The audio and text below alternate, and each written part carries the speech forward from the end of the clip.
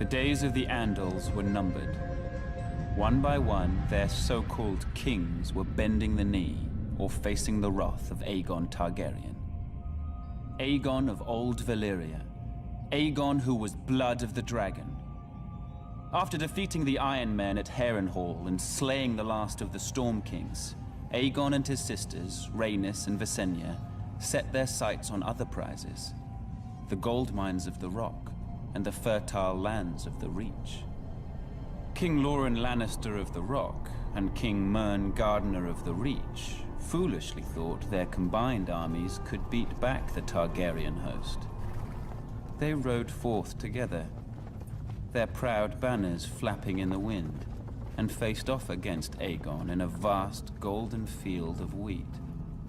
The two kings commanded a massive force of nearly 60,000, and it appeared the day was theirs, until Aegon unleashed all three of his dragons for the first and only time.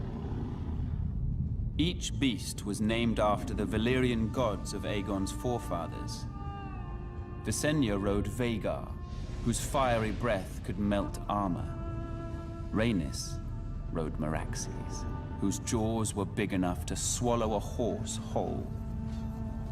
Greatest of all was Balerion the Black Dread, with fire dark as night and wings so huge whole towns were covered in shadow when he flew overhead.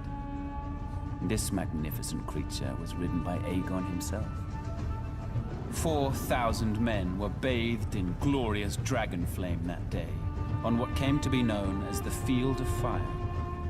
King Mern was among the dead, and House Gardener died with him.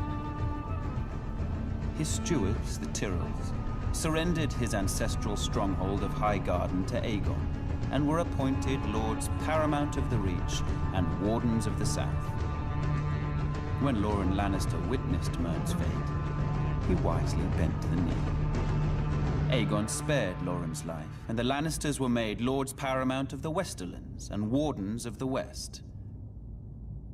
After his triumph on the Field of Fire, Aegon's conquest was assured. In a short time, the so-called Seven Kingdoms were melted down in the heat of the dragon's flame and transformed into a single realm.